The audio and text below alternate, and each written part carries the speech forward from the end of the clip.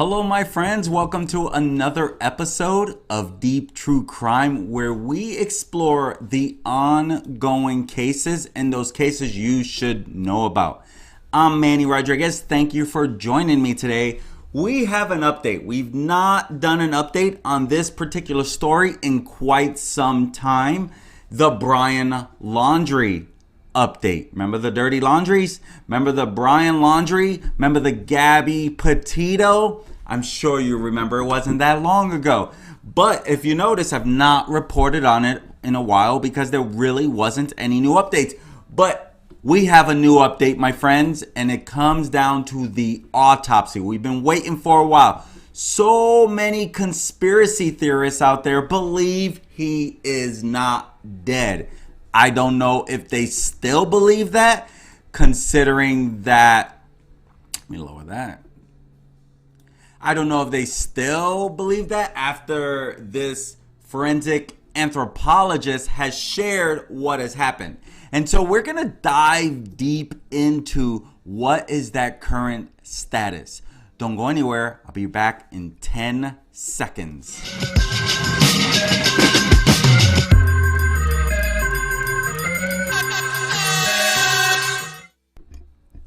Welcome back, my friends. My wife was saying that she don't quite like that intro. Let me know what you think about it. Should I come up with another intro? You know, this is all fun. This is all learning. My whole goal is to help you be aware of what goes on out there. Things we need to be aware of as human beings, because truth is, we can't trust everybody. Not everyone deserves that. But at the end of the day, truth is, we don't know who we can trust and not trust. So my goal with this channel is to keep you updated on those type of stories that you need to be aware of. And the Gabby Petito story is one of those stories. And that's why so many people were drawn to this story. This was a news sensation of a story that everyone started following. You get this young girl and her then fiancé go on a cross-country trip. They leave for that cross-country trip early July. Their goal was to go and live the van life and document it, become YouTubers, social media influencers. At least that was Gabby Petito's goal. Poor young girl taken way too soon at the hands of her fiancé. So they're traveling all across the country, and their goal is to make it to Washington for Halloween, by Halloween, and that's where they were going to finish their trip. But unfortunately, it did not quite go that way. You see, Brian Laundrie came back to Florida, went back to Florida, and he arrived in Florida September 1st. The sad part and weird part about the whole story, without Gabby Petito. To add to that, in her van, he arrived back. Went to the sisters, went home to mom and dad. Where's Gabby? Never talking. I'm guessing the family must have known what happened and what was going to happen with law enforcement, because he went into what we believed was hiding. And so this long manhunt looking for this guy for weeks, almost it stretched into a month and probably a few days if I remember correctly. And so then they find his body. And next to his body, they find his backpack. They find his notebook. Now that we have the autopsy, will we know what's in that notebook? So here we are, Brian Laundrie Autopsy, finally getting an update. Forensic anthropologists say he died of suicide with a gunshot to his head that he did himself. And you know, during this investigation and through this time, we did find that there was a gun that was seen in his room at one time. And so here we finally have it. They have finally, like less than 2 hours ago, they have released these small details. He died of a gunshot wound to the head. And this is according to the family attorney, Steven Bertolino. And he shared this today, helping bring closure to this case that has drawn so much national attention after he was identified as a person of interest in his fiancée, Gabby Petito's disappearance and death. Because at first she just disappeared and they didn't know where he was. They didn't know where she was. And then Red, White, and Bethune YouTube channel goes through some footage that they had recorded and they notice something suspicious. That's right, they noticed something suspicious in this video. Not only suspicious, but they found the van. Then they found what looked like maybe an image back there. And then doing their deep dive and digging into this, the police found the body. And so now that we have finally come to a close on this Brian Laundrie stuff, you most likely won't be hearing me talk about it anymore now that we know, unless there's some more that comes out about that notebook. But his cause of death, now that we know after weeks of analyzing his skeletal remains, and this included a decomposed skull that was found at Myakahatchee Creek Environmental Park. Boom, now the autopsy that was conducted, remains were identified as, at first it came back inconclusive. We cannot say for sure this was Brian Laundrie. That's when the forensic anthropologist came into this. And so his remains were handed over to forensic scientists to help identify the cause of death. And so now that we know this, at least we know a little as to, he did shoot himself in the head. And so his remains were found on October 20th, which was a little over a month ago. And it was found near the Carlton Reserve, which his family did originally say that's where he took the gray, silver, whatever you want to call it, Mustang, and they hadn't seen him since. And so, there were tips about where he was, but nothing really panned out. I mean, they even said they had him on the Appalachian Trail. People saying they saw him on planes. People saying they saw him all over. One guy even had guns drawn on him at a hotel that he was just stopping along the Appalachian Trail to get some rest. Comes out of his room, guns drawn on him because he looked like Brian Laundrie. I feel bad for that guy. I mean, it was hard to be a Brian Laundrie lookalike during this time, right? And so, according to the parents, he went hiking on September 14th. That was according to the parents. And technically, I think we found out that it was actually the 13th. So first they said the 14th. Oh, wait, you're right about something that they were confronted with. Yeah, he actually left a day before that. So it was like September 13th. I kind of remember the new date because it's a day after my birthday. So I kind of always remember that September 13th day.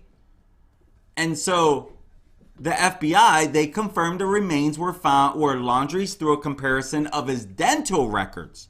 That was the first way that they said he had died. And whereas, we're always, make sure that volume doesn't play there. And so we didn't know much more than that. We did not know much more than that. So they said it definitely looks like him if you go with the dental records. And of course, conspiracy theorists even come out like, hey, his uncle was a dentist. Maybe they planted that there. I get it. I totally get it.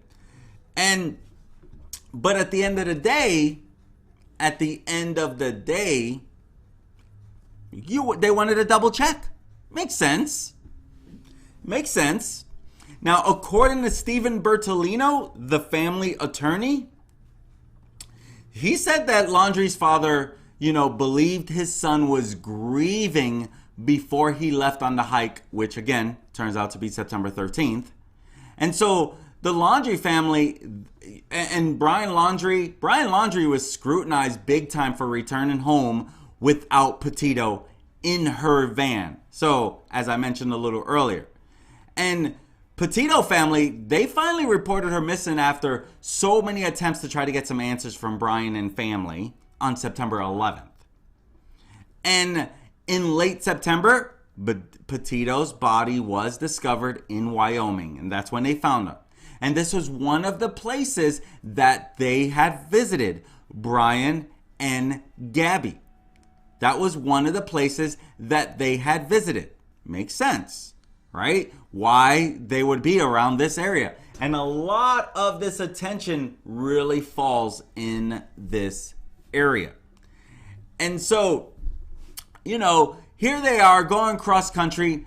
You wouldn't expect this to happen. You would not expect this to happen. And so when they found her body, the FBI later ruled that it was a homicide and that it looked like it was strangulation.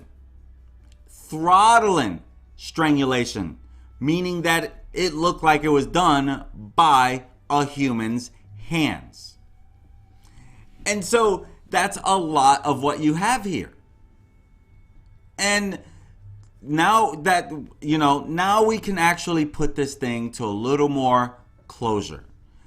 And it come to find out that, all these people that said they saw him had tips on him. It does not look like it really was going to pan out. And even Dog the Bounty Hunter saying that, they got good tips. They know where he's at. I mean, the sheriff department right there in Northport said they knew where he was at. It didn't. They apparently mistaking him for his mother. I don't know, right? I don't know. And so now we know what happened to Brian Laundrie. He shot himself in the head because he knew he was not going to be getting away with this no matter what he said. No matter what he said, he was not going to get away with this. My friends, now we know it's fully come out because we did not know about shooting himself. A lot of people obviously thought he most likely killed himself, but we didn't know how he killed himself.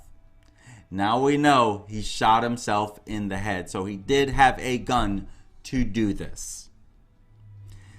Overall, this is a sad story, my friends. Another domestic violence, and she might have had her flaws when it comes to, because she did admit she had emotional issues and she got mad pretty easily, but nothing could resort to this. Nothing should resort to this. You're talking about taking a person's life. That's a big deal. I only wish this could have been prevented. And it never occurred. And here's the truth. Something like this most likely won't be the last time that it happens. There were some, I don't know if I would say good or I might be a little positive because they found multiple bodies that had been missing. Since they found Gabby Petito. They found these multiple, different bodies that during the search for her and then during the search for him, there were bodies that had been discovered. There was maybe 5. There were probably 5 bodies that were done. I did a little video on that, I believe. I don't know. I did so much on this stuff. But there was five people that were found who had been missing and no one knew where they were. And through the research, through the search for Gabby, they found bodies that were missing. And I'm trying to find where, to maybe show a little.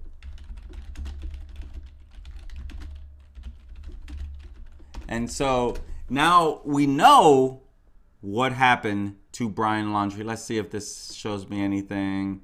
Maybe not. Okay, I'm not going to spend more time on that. I'm sure it's out there. But again, doing search there, I got to have my ducks in a row sometimes in advance. Sometimes I don't know what I'm going to talk about. So then I'm like, okay, I'm going to throw this in there. Let me see if I can find it real quick. That's not quick. So anyway, my friends, thank you so much for joining me today. I'm Manny Rodriguez, and I greatly appreciate you tuning in, checking the video out. Let me know in the comments what your thoughts are about this case. Did you follow this case? Is this if this is the first time you've heard of the Brian Laundrie case, let me know in the comments. This is definitely worth checking out. Check out my channel on the Gabby Petito playlist. You can follow along with a lot that I was reporting on. I'm Manny Rodriguez with Deep True Crime, where we explore past cases and many times current cases and dive deep into what happened in those cases, and hopefully it can help us learn how to prevent that in our worlds. I'm Manny Rodriguez. Thank you so much for joining me today. Have an amazing, amazing day. Peace.